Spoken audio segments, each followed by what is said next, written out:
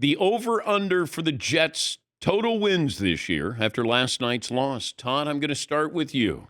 7.5. Seton, I'm going to go to you.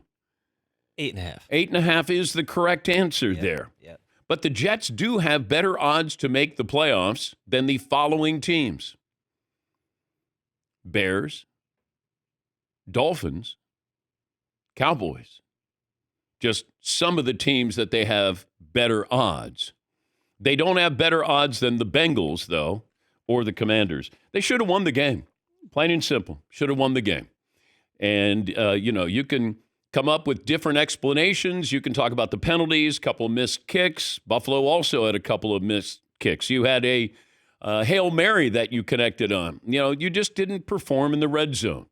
And give credit to Josh Allen because you're not throwing interceptions. This is a 6-game run that he has not thrown an interception. And that's always been the big bugaboo for him is turnovers. Buffalo goes to New York and gets the win. And once again, at the end of the season, these are the wins that get you home field advantage. These are the ones that maybe you host a couple of first, and second round games. But for the Jets and Aaron Rodgers, what are you going to do? Well, here's Aaron Rodgers talking about all the chances. We're terrible in the red zone. Missed 2 field goals. Didn't convert on a 2-minute drive. We had plenty of chances. Had the momentum, had good drives, moved the ball up and down the field. So disappointing. Yeah, once again, in the red zone. That's Aaron Rodgers. This is on Aaron Rodgers. Make plays. I know that there was an interception where Mike Williams maybe went one way and he was supposed to go the other way. Those things do happen. But you get a running game going. He throws for almost 300 yards. You got a couple of receivers with quite a few catches. I mean, you had everything there. You got to win those games. But here they are. Instead of 3-3 tied for first place, now you lose a game to Buffalo. You lose the tiebreaker. They have this is basically a 2-win situation for Buffalo last night. You beat the Jets. You beat the Jets in New York.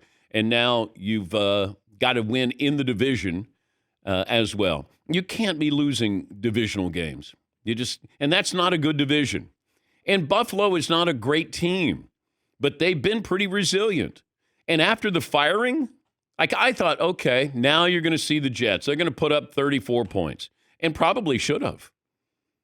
But Buffalo got the win, and Buffalo is the class of the division.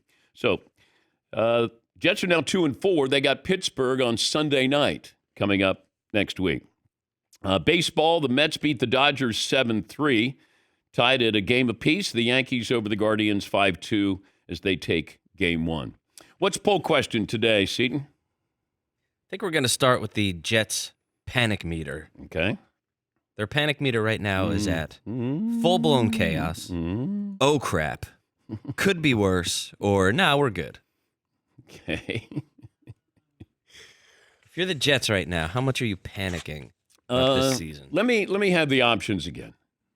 Full-blown chaos. Oh, crap. Could be worse, or nah, we're good. I'm going to go, oh, crap. Yeah. I'm going to go, oh, crap. Kind of an oh, crap. Yeah. I don't think it's a full-blown panic yet, but can you get into the postseason with 9 wins? That would be my question. There's a lot of competition in the AFC. Can you get in with 9 wins? And I don't know if you can. I mean, right now, the over-under 8.5. So let's say, best-case scenario, they get to 9. I thought they were going to get to 11, but that is a long shot, a pipe dream for them. So 8.5, I'd say, oh, crap, right now.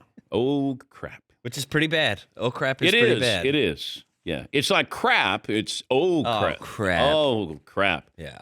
Yes, Paul. Is there an option just lighter than, nah, we're good? Because that seems too positive. Okay. If I'm a Jets fan, I hate that loss, but I feel okay. I think the offense improved. They've got the Patriots coming up. They've got the Colts. They've got the Dolphins twice and the Jaguars. There's like 6 wins out there that are tailor-made for them to pull off. So is the final option something along the lines of like, no, we still got some wins in us. With the high-pitched voice, which means I'm kind of lying. No, we're going to be okay. Which means I'm lying to you. Hey, it's not over yet. We can win a couple. Yeah. But see, you compound that by the loss with Denver. Like you lost to Denver at home, and now you lose to Buffalo at home. It's not going to get any easier when you go on the road. It's not like, boy, we got to get out of here. The fans are on us. I mean, you could have been in first place. If you win that game, you're 3-3. Now all of a sudden you can go, okay, we're starting. It's like we're starting over. We're 3-3. All we have to do is be better than Buffalo this year. That's it. Dolphins don't even know if they're getting Tua back. The Patriots, they're waiting for next season. But you only have to beat Buffalo. That's it. And you couldn't do it. And you had opportunities. So when somebody says, well, they missed 2 field goals, so did Buffalo. You just didn't perform in the red zone. And you can't have a standalone game where all you're doing is throwing penalties. Here's Rodgers on all of the penalties. Can you just talk a little bit about the penalties tonight? Yeah, it seemed a little ridiculous. Some of them seemed really bad, including the roughing the passer on me. That's not roughing the passer. I was about to play sarcastic ball if we're going to call those things. And I thought the one on Kinlaw was not roughing the passer either. So he is saying that the roughing the passer call where he was the passer getting roughed was not a roughing the passer call. 4 penalties were picked up. So there were 22 in all. Should have been 26. Yes, Eden. What's sarcastaball? He said in that thing, he's like, hey, if you're going to call it like that, we might as well start playing sarcastaball. What is sarcastaball? Play it again, Marvin. Can you just talk a little bit about the penalties tonight? Yeah, it seemed a little ridiculous. Some of them seemed really bad, including the roughing the passer on me. That's not roughing the passer. I was about to play sarcastic ball if we're going to call those things.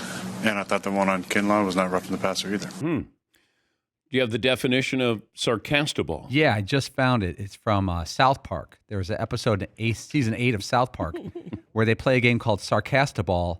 That's because of fear of injury in the school system, they play a different type of football. Okay. And so you give hugs instead of tackling people. Yeah. That's funny. You use a balloon instead of a ball so no one can get their fingers hurt. I like that. Sarcastaball. Okay. All right. That's funny. Good reference. Yeah. All right, Aaron. All right. I'm going to give him a bloop on that one. Bloop. Okay. So Doesn't surprise me that that could be a new poll question, too. Are you surprised Aaron Rodgers is a South Park fan?